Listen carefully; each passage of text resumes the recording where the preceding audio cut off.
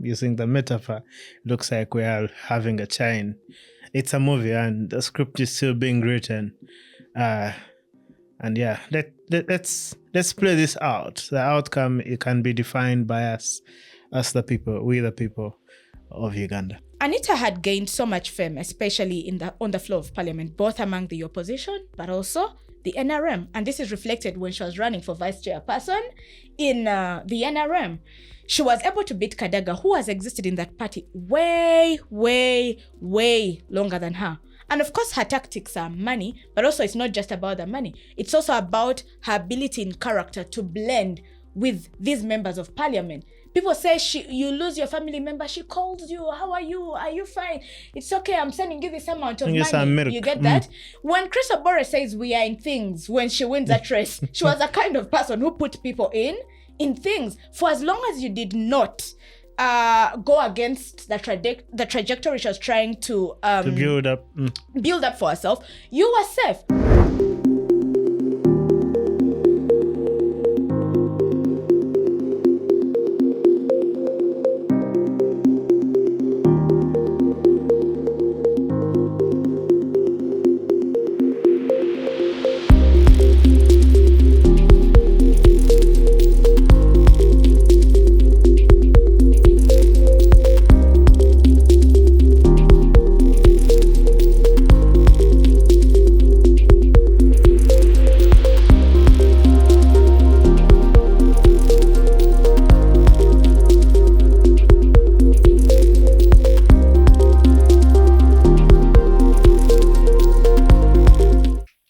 So this is the 65th Policy Digest podcast, and we are hosting the first person who featured on the podcast. That's Praise.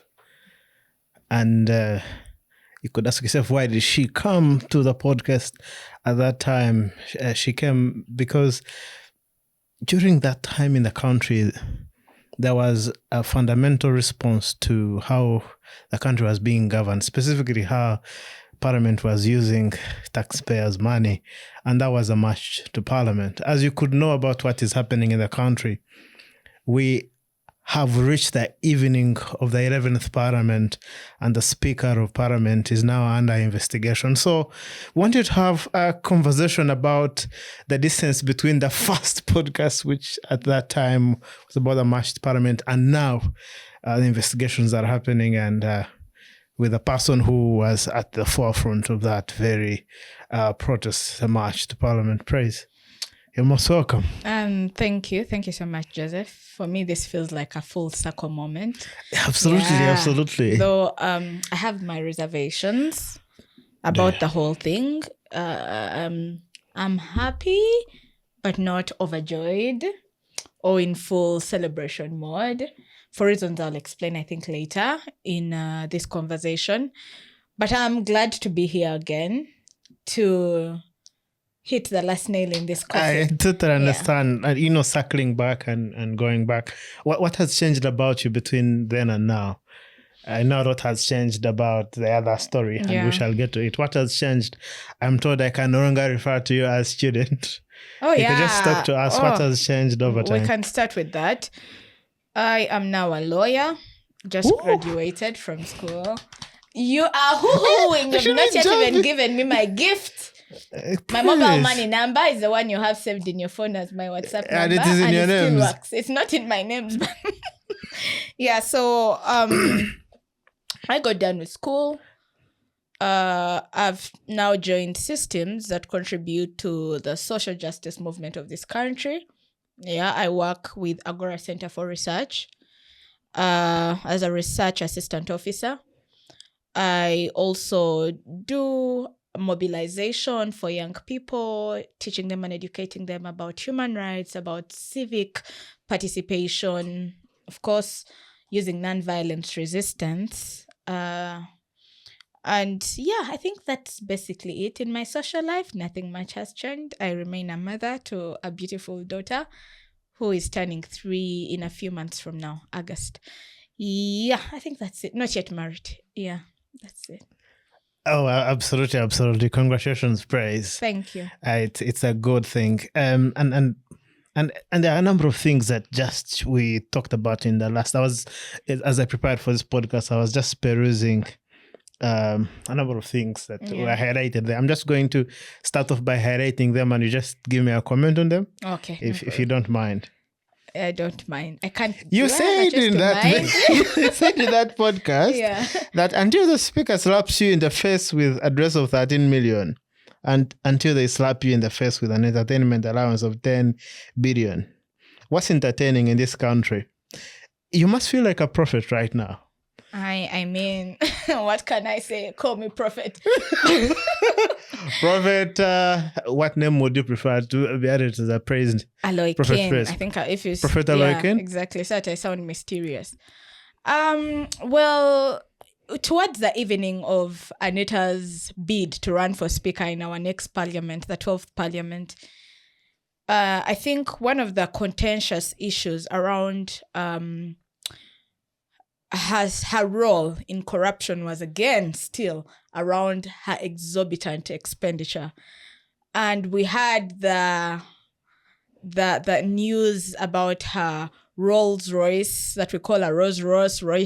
You know, it's such a hard word to pronounce. Rolls Royce. Yeah? We call it Rolls Royce. Our economic level as a country can't even allow us pronounce the two words together well. But our speaker had the audacity. She claims it was a gift, but once you follow the money, it goes back to Anita Foundation, which is her foundation.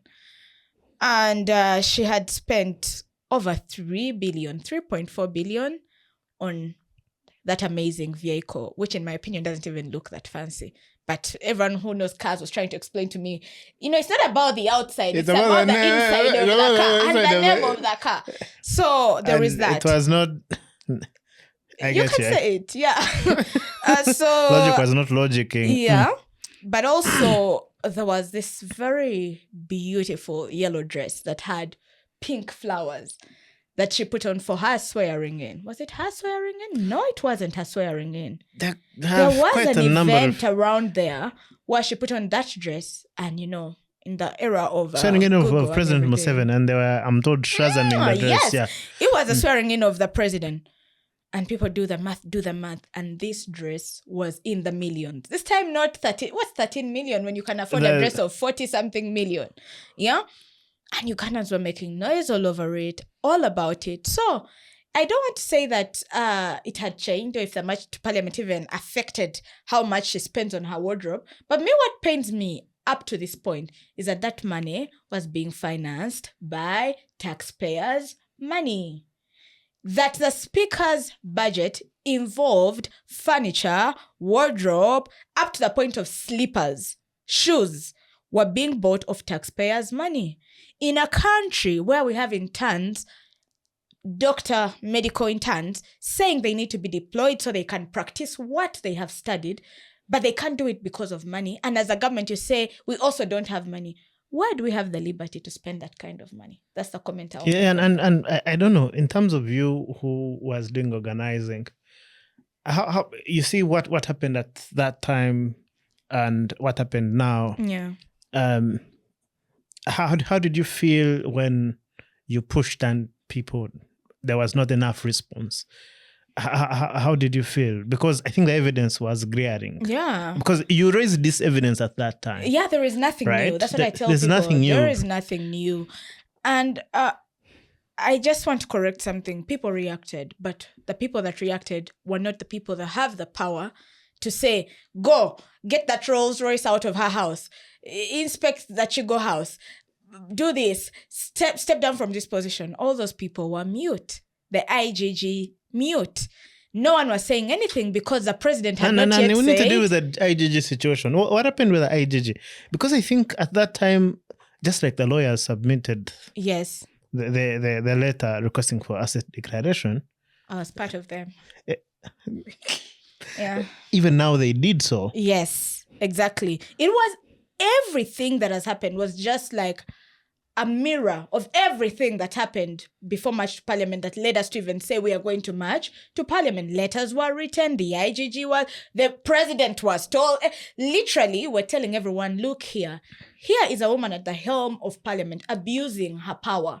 not allowing the opposition to have a say, going ahead to spend lots and lots of money off the national budget, off the national account, you get? And this is something that is being, done this time, but it's just, and that's why I told you, I am happy that I don't even think justice is going to be served because she stepped down, which I think is what they wanted her to do. Don't be surprised if in the next government we are going into, she comes in as a vice president or minister or something. Third deputy, exactly. Fourth deputy, don't prime minister. Don't be surprised. Because for them, it's never about the corruption. I was seeing recently, Mwenda, he has now been doing it on almost every podcast that he gets an opportunity to speak at, platforming Muhoozi Kainerugaba, the CDF, stroke torturer, stroke killer. These are not my titles I'm giving him. He calls himself those things. He has accepted that he has done them, abducted Ugandans, as an anti-corruption crusader. But it's not about the corruption. Because if it was about the corruption, he would have started with his father-in-law, Sam Kutesa, who has been involved in so many corruption scandals that the IGG itself has investigated and said, guys, this guy is guilty. Here is the information. Up to now, those have not been probed into. But also the same people that are pulling down Anita Among, who is a thief, are the ones still platforming Tayewa, who benefited from almost every corruption of action, every act of corruption that was performed by Anita Among. Is it increasing the allowances per diems of the speakership office? His also were increased. Is it signing off money for commissioners? He also participated in all those processes. So what has changed is that now the president's point of power or helm of power has been threatened. Yeah, because rumor has it that Anita was intending to run for president, that she had interests in that office, but also she had amassed so much political power because of her good mobilization skills, but also her money. Anita was a kind of speaker who attended baby showers of fellow members of parliament, councillors, and dished out money. I mean, hundreds in the millions, And I'm told opposition and both opposition and NRM. And when she says they had swallowed the opposition and this time they were going to wallop it, she's not speaking from a point of ignorance or even pride. It's a fact, It is a fact. She had done it with money. She had done it with her power by making sure that they never have the opportunity to even present, Even when the commissioners, for example, were found, the commissioners that were involved in the 500 million saga, there were members of the NRM that took it upon themselves to run investigations on that issue. But she never allowed them table their findings on the floor of parliament. I recall. Yeah? And the Sarah Opendes. You touched on something very important. If it is not about corruption, then it's about something different. Exactly, You had talked about the potential that there's something else. Yeah. Could we discuss what that could be hypothetical situation could be? Hypothetically speaking, she must have threatened the powers that be, Because why now it was too instant. Yes, too instant. It looked like for a man, I mean, the president himself who stood up and said he can't fight corruption because corruption is, if he fought corruption, his entire system would fall and break. The entire country would crumble. He sort of made a statement that corruption was necessary. For a man who threatened the young people of this country, when they decided to march to parliament, the president himself wrote a letter telling young people that they shouldn't march to parliament concerning the issues without even giving a solution to what he's going to do about the corruption. Suddenly he's a man that cares about the corruption? I don't think so. So what is my theory or the theory of so many other people? Because we can't really be certain what it could be. But definitely it's not corruption, right? Yeah. Anita had gained so much fame, especially on the floor of parliament, both among the opposition, but also the NRM. And this is reflected when she was running for vice chairperson in the NRM.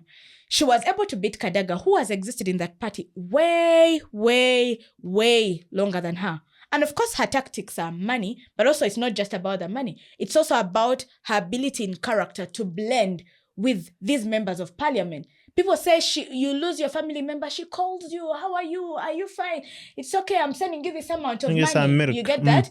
When Chris Obore says we are in things, when she wins that race, she was a kind of person who put people in things. For as long as you did not go against the trajectory she was trying to build up for herself, you were safe. Because we really have to analyze, why was she getting this wealth for purposes of just accumulating wealth? Exactly. Because she was consolidating something. Yes, she was definitely what are her incentives? Consolidating something. I think one, she was a woman that is obsessed with power, the idea of power. And if you know someone who is obsessed with power, they try so hard to ensure that no one else gets that power. And it was evident on the floor of parliament, telling people who don't agree with her to shut up. Clearly, when people have voted and they say nay, she will boldly say that this have it. The eyes have it. And it even trickled down to how she dressed publicly, the cars she drove, the houses that you now see she has. But it was more than just that financial power. It was also her continuous search for political power. Because this is a lady who joins the FDC, climbs the ranks in the FDC. I think realizes that she has hit the maximum and maybe, power. I don't know. How much does like a presidential candidate need in Uganda if they were to run for office? A lot of money. Let's say they were using a presidential system. Yes. Right? Parliament, the system where MPs vote. Let's say 529 MPs, you need a majority, 300 MPs, which means you need money to run the election. That's how it has been. And I know, Agora, you've done research. How much money, even not hypothetically speaking, because I think there are actual numbers from actual data that we have. How much money could she have potentially accumulated within this time, to the extent that can be threatening to an establishment like NRM? Okay, let's just try using, for example, the money we have seen, the hypothetical money we don't know. Let's look at this. The speaker in her office, for example, when she had just joined, allowances per diem were just $900. When she came into office, she increased that number to 5,500. 5K. Yes. Ooh. And she was taking this money per night. Yes, per diem.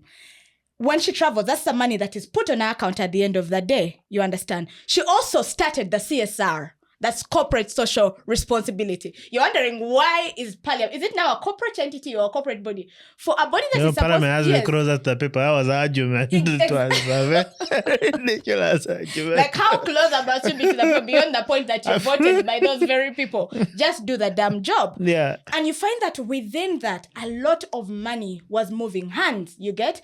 It's the same money. The second money that was stolen by the commissioners was passed through...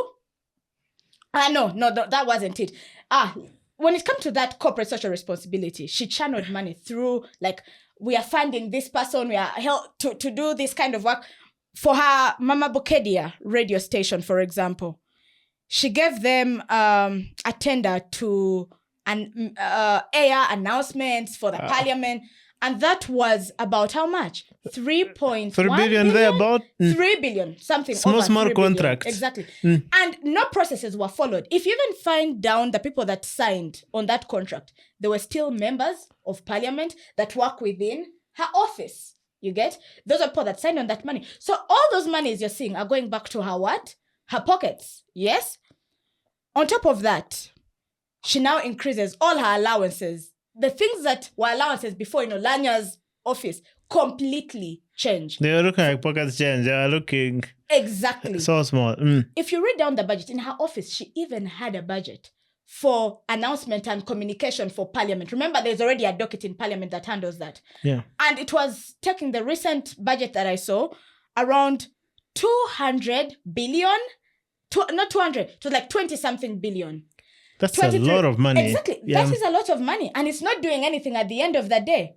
A lot of money. She created so many tiny, small dockets through which money could be channeled, but not questioned. There is a parliamentary circle. That circle. That circle. Someone needs to investigate that circle, by the way, because all that money was being paid out of it. So, I'm told they used to get money of the next quarter. Mm-hmm. Right now, they don't wait for the consolidated fund. Why wait?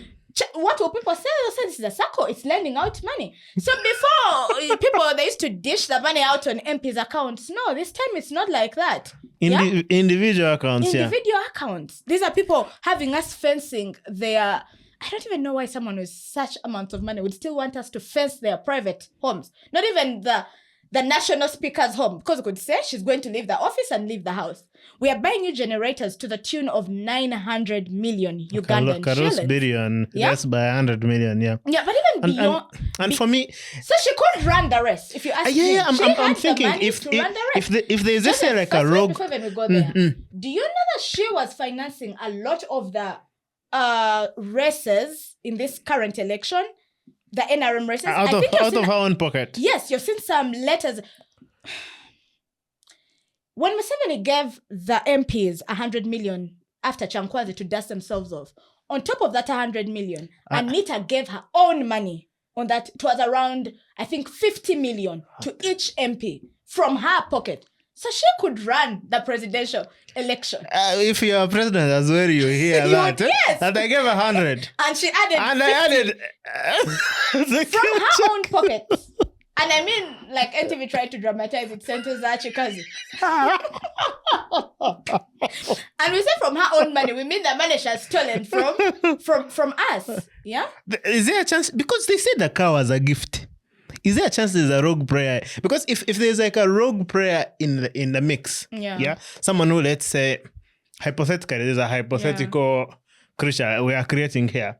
They want to compromise a presidential election. Yes. They know that it is an electoral college. You have 300 people.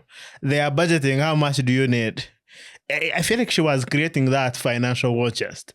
Something so huge that even if you had more money, you'd have a level of fear. Exactly.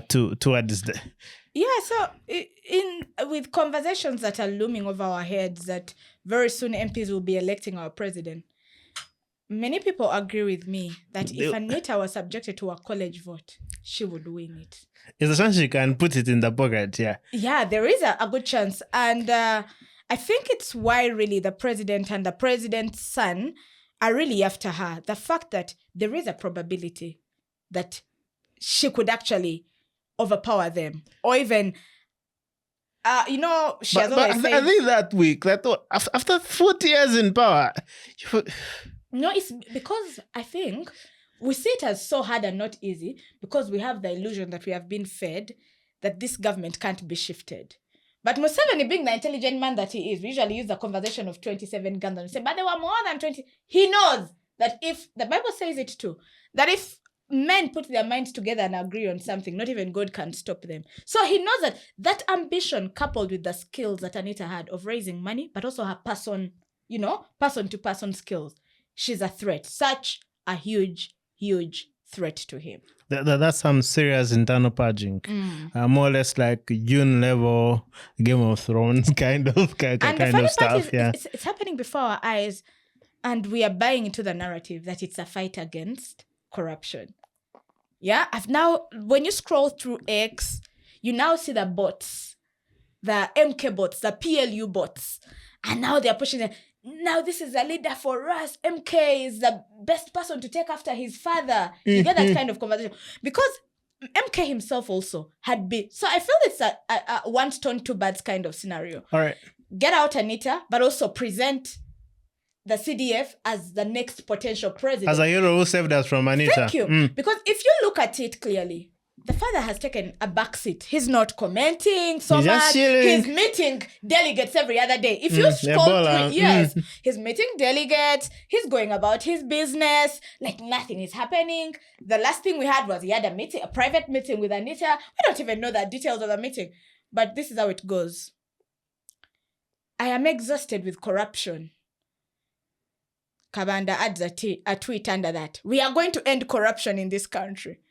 A few hours later, the Chigo house of the speaker has been raided. She's currently being questioned for ABCD. Like you didn't know it already. The IGG is going to respond to a letter that was signed by lawyers concerning... Really? Why is every system working all of a sudden? And for me, I'm quite concerned about... there's a movie called Game of Thrones. So at one point in time, the leader at the time wanted to build a narrative of strength, of of, I have defeated the enemy. So they had killed like a dragon, the counter dragon of Queen Denai. If you've watched the movie. I've watched it. You've watched it, right? Yeah. So they drag the head of the dragon, like on a platter of sorts, through the streets, and everyone is seeing it. I don't think the public are likely to buy the counter narrative that this is not an anti-corruption fight, which means that there has been an effort towards building a narrative of this is the one who has ended corruption in the military. Now they have purged we perceive as corruption in the military. Has he really fought? I'm trying to say it's a narrative. Yes, when each and every day there is that budget. You guys cover classified. The classified budget. And like a bottomless pit that we put in money. And who are the two people that run the father and the son? And I want us to discuss that narrative. It seems as though it's building up momentum. Yes, I don't know what your commentary is, because and it seems so strategic. It's a well-paid gig. It has many people. It has like 1,000 bots online. Yes. Yeah. Ready to whenever it has journalists, it has MPs now, it has ministers, it has a judiciary, literally all arms of government are now pushing the narrative. Yeah. Indeed, they are protecting. Yeah. Let's try to do a bit of commentary on that narrative, how it has been building up, because it seems as though it's like the John Baptist message. Yeah. Which I think Muhoozi comes into the scene to counter Bobi Wine. With the rise of Bobi Wine, here comes Muhoozi Kainerugaba, I think, to counter. If you look at all the structures that Muhoozi has built, they've been targeting the youth. If you look at the Patriotic League Uganda, it carries the embodiment of we are the young wing of the NRM. We are the young spirit of the NRM, though it's still headed by old people. But they give opportunity to the young people. If you see its tactics, using border men, using young people in the ghetto, musicians, it's really a copy and paste of what the People Power movement looked like. But now when you hold power, even just like you have the ability to magnify even a very small thing like this. I mean, if the people that are following Bobi Wine because they believe in the cause of the People Power movement, for you, yours will follow you because you've promised them 5,000, or you're going to fuel their motorcycles for that day. Yeah? And that number, all those optics of seeing thousands of people following, putting on PLU shirts, attending a birthday run, already gives the indicator that this is a popular person. Such that when he's given power, it doesn't look like he grabbed it or he took it away from people. So there has been that consistent build-up. Of course, it, I think, failed somehow because for the longest time, Muhoozi has always been regarded as a stupid person, a senseless person. He can't control himself on X. He will abduct and torture and post about it. He will kill and come and tweet about it. He's not going to keep quiet about it. So for so long, they have not been able to build that narrative quite well. Yeah, I got that impression that it was becoming a very hard message to sell. Exactly. Yes, they couldn't outpower the People Power movement, which now turned into NUP. But they were still injecting money and building their systems, right? Which is a good thing for them. Yeah, it's working in their favor. They were building systems. They were getting young people to run in political positions of office. Does the National Youth Council need money? PLU is going to give you. You look at most of the young people that left opposition to join the Yellow Party. Who are the people that were behind funding their campaigns? It was the PLU. Muhoozi Kainerugaba, through the use of even Balaam, the minister of young people, children, and whatever he does, had postured themselves as, we are here to help you young people. Do you have an issue? Look at university politics. Are you trying to run for a position? Do you need here money? To help. But yes, we are here to give you the money. So they have built those kinds of structures. Or alternative structures. Yes. So the PLU came to neutralize the People Power movement. Exactly. Using the same tactics. The same and throwing in tactics. A pinch of salt and money. Not even a pinch. I'm telling you, TJ, a lot of money. A lot of money. The number of times when I was still in the university that you'd be going through the university and you meet PLU people mobilizing, those border men. Yeah, There's yeah, a stage around there to like go to their rallies. And to Uganda Power Center, they're giving them money, giving them the shirts. Because I know once you ride your border The up stickers to on the borders. Kololo, you're going to get food. Going to get fuel for You're a going week. to get fuel for a week. And that means you make more profits that week. For a border man, that's heaven. Exactly. Like I told you, we are still in the politics of bread and butter in our first podcast. People are just struggling to get a meal for the day. And for me, I think there are like different classes of society in Uganda. There are people, let's say, at the bottom. So I think there's like a strategy for them. Yeah. I believe those like this Anita Among thing will fly quickly. They have removed Among. These guys are good. Then there are the elites. I don't know how they are trying to capture them, whether this Among thing also contributes money. Pay them higher. Do you know how many people, for example, Anita had? They say the number is estimated at around 500. The people, new staff members are just joined. These are daughters and sons of people in the judiciary, in the lawyers, doctors. Come on. State House always has. Exactly. And she had brought them in there. I mean, Parliament is where you enter with... There's a room for everyone. Yes, with an advanced certificate, senior 6, and you're earning 10 million Ugandan shillings. You get that kind of thing. So that's the same thing that they have been doing this side, So they do that. But the man himself, MK, is hard to defend. Is so hard to defend. Yeah, that's the truth. But the structures have been helping. The people he has put in place, the members of the army, the members of the executive, the Balams, they have been carrying it. Now here comes, that's why I said 2 birds with 1 stone. Here comes Anita Among. It would be easy to just start investigations and let her go. But now no. Who is pushing for everything? Muhoozi, can you... He has to be the face of the investigation. Yes, the hero there. The hero the one who saved the moment. Crackdown on corruption in our country. And it's working. It's working so well because Ugandans, we don't read. We don't even study our own history. We know very little about how politics work. But also, like I said, like even you just said here, the classifications within our society. Yeah. The people who form the majority, who are living below the poverty line, who are illiterate. And I don't like to blame illiteracy alone, but I mean politically illiterate. Because you can be illiterate in ABCD. Yeah, you can have degrees, but politically illiterate. Yeah. Are the majority. And for them, that small action, they're not going to investigate, to look deep into this narrative, to say this is a narrative. They don't have to differentiate narrative from like everyday small little actions, And Praise, as we close, I just want you to weigh in on what will we lose if we don't, unmask this narrative and look beyond it? What is the role of the enlightened class in this situation of that transition? Because it seems as though this is a real last step towards now what is eventually going to look like a transition almost up to 90%. Yeah. So it's actually a transition. But one, I think it's very important for us who are educated about this, and I share it quite a lot, even at my workplace, that before we celebrate, Anita has gone, don't leave that statement hanging. Because each time you celebrate the bringing down of Anita, it symbolizes that you agree, you endorse whoever is bringing her down. And who is the face of this crackdown on corruption?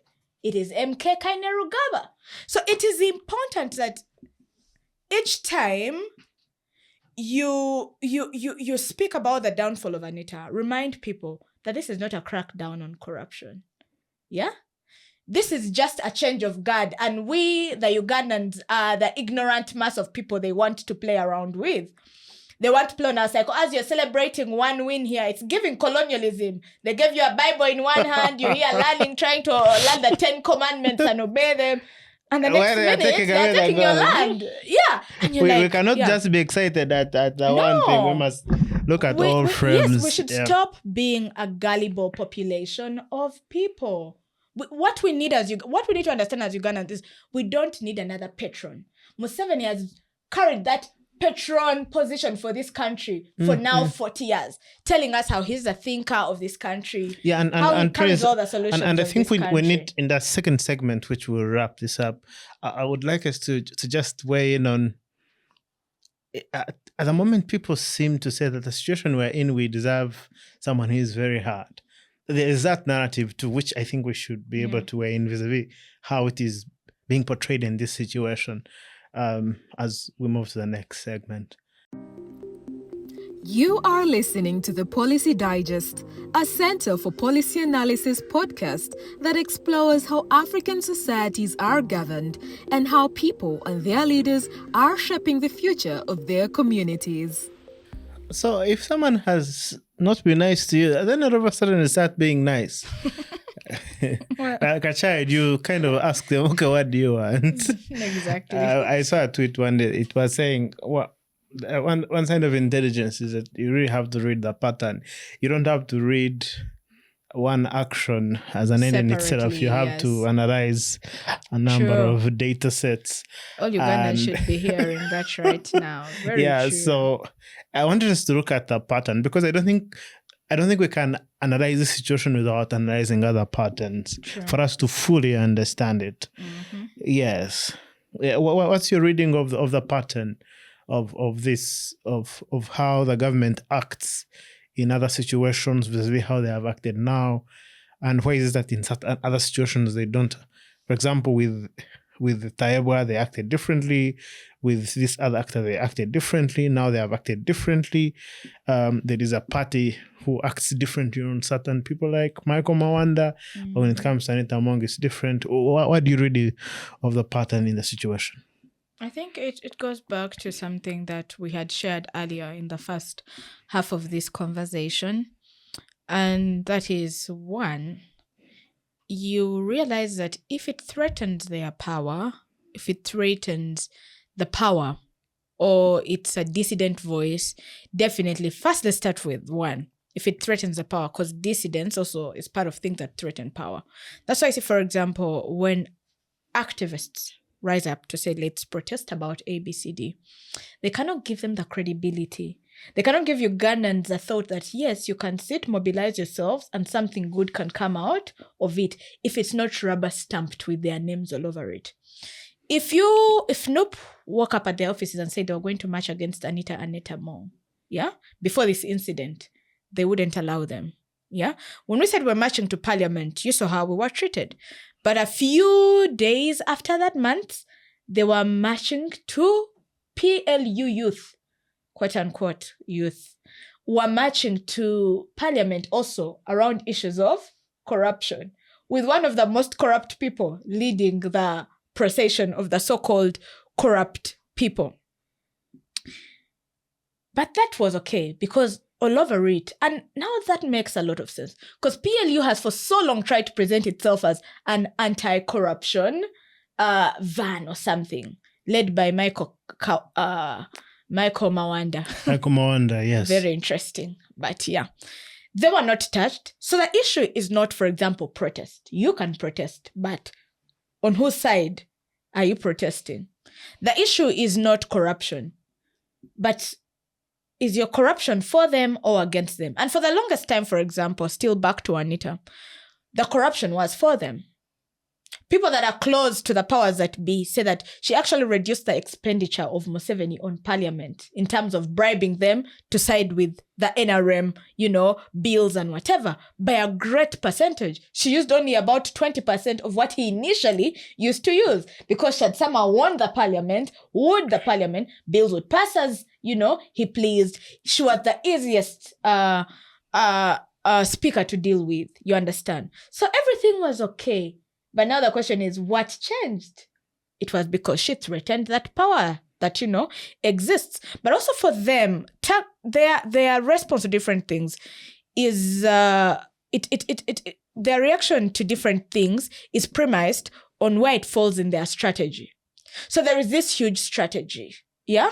Is it okay for us, for example, to allow, for example, let's use born-again churches. People are complaining. Born-again churches are making noise for us, Pentecostal churches. In the night, they're drawing drums, The first question they ask themselves, is it in interest for us to curb down these churches? Will it, in the end, make our work easier or harder in trying to galvanize our power over this country? Do we get votes exactly. from this? Yeah. Do we get votes? If it's no, if they'll not get votes, it will somehow hinder their, power dominance within this country, they will not do anything about it. They will go about it in corners, but they will let it be and they will let it stand. So it all comes back to that, their strategy and their power. If it does not affect their power, it falls well right within their strategy. Their responses are going to be so different on that particular issue. So they only respond to corruption when it favors them. And for me, there's something there that I actually am irritated by. Yeah. It seems as though they are bastardizing their struggle for actual rights of Ugandans. Like, there are those who are waking up to do it authentically. It's on their heart. But there are those who are riding on the ship of corruption to achieve their political ends. Exactly. Even when inherently they don't practice it, they don't believe it, let alone their friends, they don't believe in these political ends. Now, which means there are like two categories. There are those who have this like holy cause to let us solve corruption, like authentically. There are those who... And you're so right, because now even to tweet about, for example, the loss of Anita, you're thinking about it, you're like, because every positive tweet I make, I'm endorsing MK. I'm somehow saying his fight or his... So they're going to swallow all of us social justice activists, anti-corruption people, in that whole bunch. Like, it's because of MK that you guys were even allowed to function. You can now call out this particular person or that particular... Not even knowing that not everyone we call out will actually be held accountable. It's who they want to hold accountable that will be held accountable. What is the slippery slope of accountability using that mechanism where people are only held to account when it fits the person who is holding them to account? What about accountability to Muhoozi? Is Muhoozi an accountable person? Because if we are to say that he's a champion of accountability, I think the best way through which you are a champion of a value is if you yourself, you're accountable for your own actions. Maybe we start there. How can we analyze whether this character is accountable themselves, or whether it's not a performance of accountability for their political ends? Today I listened to a podcast where this young gentleman was interviewing Andrew Mwenda. And Andrew Mwenda in that interview starts by talking about how why Anita Among is being taken out. And he, for most part of that part, he speaks the fact. He's like, this is not about corruption for the people that are pulling her down, especially on the side of the president, Museveni. But he tries to split a hair by separating the two entities, Muhoozi from the father. Keep in mind that, have you heard Museveni saying anything about Anita Among on his account ever since? No. Who has been saying it? It has been the son. But he says that for the president, it's to protect his power. For the son, it's because he feels it's his moral duty to fight corruption. And he zeroed it down and said that for Muhoozi, he has always had a moral issue with corruption. Now let's go down. I said, okay. I made sure I left like an article of a comment, because I was so disappointed in the host who just kept, okay, grandpa. Okay, grandpa. Okay, he grandpa. has that feeling, even on media shows. Andrew Mwenda, whenever the counter opinion is like grandson. Never first educated. You'd see there's that. Exactly. Yeah. But now let's go to Muhoozi's character, right? From the very beginning. Muhoozi in this country is a CDF. He's also the advisor of the Special president. Operations. Yes. But at the same time, he's the head of PLU, the chairperson of PLU. In these three roles of these people, I do not see anywhere where that person has the power to dictate who the speaker of our parliament is. And what is corruption? Corruption is abuse of office. It's not only theft of money, it's abuse of power. In that itself, it shows you that Muhoozi is a corrupt person. He abuses power. He abuses his office. Muhoozi is the one who abducted Ed Mutwe, posted about it, how he had cut off his beard, picked him up, they dumped him at some court, man got tried, he's currently still in incarceration. For a man who is an anti-corruption crusader, this is abuse of power. the army is not supposed to arrest people. It's a police charged with the responsibility of arresting people within, civilian people within who have nothing to do with war-related causes. But he did that. Is that not corruption? Is that not abuse of office? Hasn't he not abused his office enough? How can this person be expected to say he's out here fighting corruption at the end of the day? He's always overstepping the boundaries of his office, threatening ambassadors, threatening whoever doesn't agree with whatever he says. Embassies. He doesn't have, in any opinion, to me, any grain of responsibility. Even if you broke it down to his private life, to his family life, how he treats his wife, and now every day he's talking about big bummed women. These days he changed, I think they talked him out of it. Big bummed women, how this woman is his, how he's going to pay for this woman, ABCD, ABCD, ABCD. It still doesn't portray him. And I know in Africa, we don't really take private politics so seriously. But they matter. They matter. They are a mirror of what will be possible. Who this person is going to be out there in society. And the other is, in the event that we buy this narrative that he is our savior, who's going to hold him to account? Because that's a fundamental. Because he's already creating a strong man. I don't know if you realize that now even this Aloikin, he's also running for speaker. And then he says, I am appealing to MK that he should also deal. Who is MK? I'm appealing to MK to deal with A, B, C, D, the clerk to parliament, the account. Who is? So he's building a strong man of himself. And Ugandans don't know that they are building another Museveni, someone who can't be held accountable.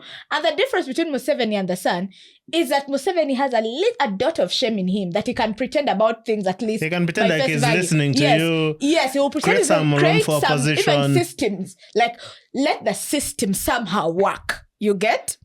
The son, he's the total opposite of that. He is the total opposite of that. And this is a man, keep in mind that he's a CDF. Keep in mind that he has influence over the army. He's the one we are making a strong man.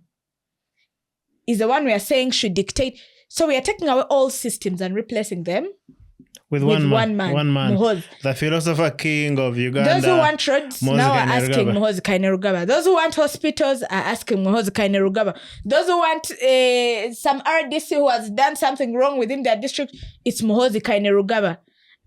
I really, back to even what we had said we shall talk about in this episode from the other episode around that narrative of we need that strong man, we need a man of the army. We are in a very bad situation that we should lose every other right and create a strong man who cannot account to himself and God or whoever God he serves.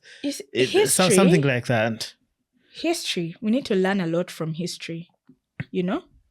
How Museveni was a strong man. See how far he has run this country down.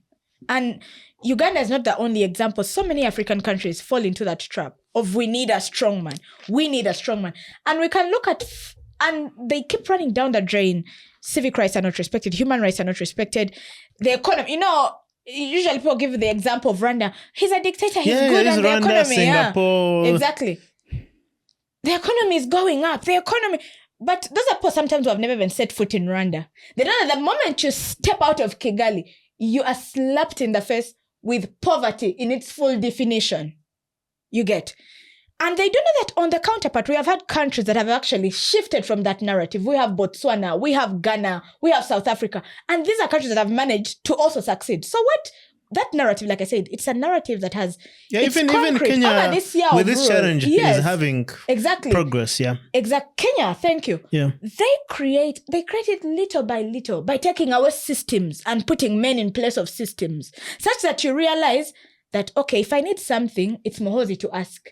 They do not say, let's make the IGG stronger, give it the ability to run its job better, give it the power, the actual power, not just beyond what is written on words and paper. Such that if a villager needs help, it's Muhoozi. If you, the studied man, needs help, it's Muhoozi. Illiterate, he's the equalizer. And all that is power. All that is power vested in another person. And he can use that power as and when they please, which is wrong. So it's not really true that we need men in the army. We need working systems. And I always tell people this. I need a country where whether I have the MP's number in my phone or I don't have it, I'll go to the hospital and get a drug. Where I know that even though I don't know that judge, I've never entered law school, I'm not studied, if I go to courts of law, I will get justice. That if I appeal, I will get justice. That if I go to drive a car on my road, I will find a good road, whether I support NOOP or whether I support PLU or I support NRM or I support PPF. And those kind of systems can only work if we take away that narrative. But who are Paul pushes narrative? It's the people who are already in power, who know that out of them can come the next strong man.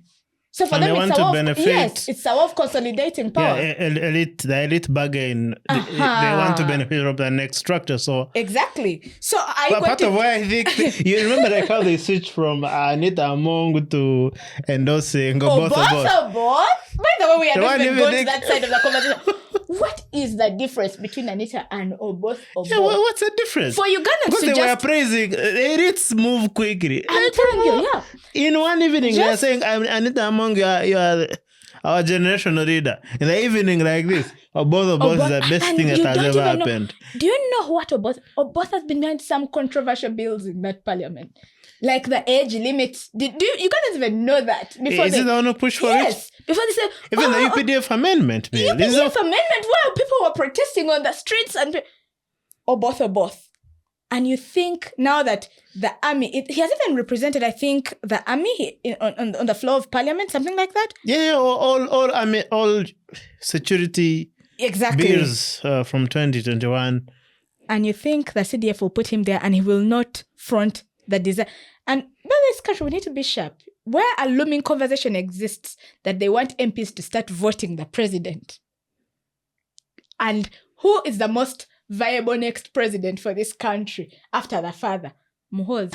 Muhoozi has appointed you. He has given you the power. Imagine now MPs are the ones you come again on that because we might need to come back to this after 2 years. Thank you. Come back on that very big. In a country where there is a looming conversation on passing a bill where the president of this country is elected by members of parliament.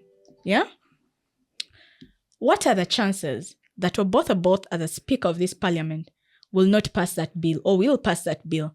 Especially if it was behind the age limit, if it was behind the UPDF bill, in a parliament where the nays can say nay and the ayes have it. Yeah? In a parliament of money, where 100 million is given to wet you, to blind your eye, to cover it, to take away your brain and replace it with something else. In a parliament where we have a minority of the opposition, what are the chances that bill will or will not pass? Then when it passes, what are the chances that they will not vote for Muhoozi Kainerugaba as the next president of this country? We're cooked, eh? We are cooked. We're cooked, and as you prepare your parting shots, there's a movie, it was in the cinemas. Again, people know it are very good at, illustrating concepts of a political nature. You don't know whether you watched it. They speak of the development of a certain character, how they build up legitimacy, spiritual legitimacy, moral legitimacy, how they, consolidate power up to when they now become... the duke, the one who is going to lead the people ground up. I think Ugandans must understand this journey, and I hope this podcast has tried to shape perspectives about how the current situation vis-a-vis the past actions create a pattern we have to read. Your parting shots. Yeah, so I will just end with what you've said. Pick an analogy from what you've said, the movie thing. Yeah, we are currently in the middle of a movie. Yeah, and it's like we are in a cinema. And you can choose to be part of the spectators, the guys who pay money to come and watch the movie and watch as bad things unfold. Or you can choose as Ugandans to be part of the actors and ensure that you fight the bad guy in this movie, such that justice can prevail. But we need to understand, like you said, let us stop looking at actions independently. Ask yourself, this person that is being presented to us, this government that is telling us they are finally fighting corruption, why now? If they are fighting corruption, the people that they are fronting in this fight, they have been part of this government. These are people within this very system that have actually buttressed the existence of this system, Paulo, in his book, Pedagogy of the Oppressed, says that the oppressor can never do anything good for the oppressed. unless it puts them in some good light. For them, it's an action of benediction. It's like they're offering you a favor to even give you that little good thing for which they expect you to be very pleased. And most of us Ugandans are falling in that trap. The oppressor can never set the oppressed free. Thank you, Praise, for taking off time. And to you who has just watched again, using the metaphor, it looks like we are having a chain. It's a movie and the script is still being written. And yeah, let's play this out. The outcome, it can be defined by us the people, we the people of Uganda. Thank you for listening to the Policy Digest podcast, the Center for Policy Analysis podcast that is profiling African ideas and people that are shaping the future of their communities. Subscribe to all our platforms on YouTube and Podbean.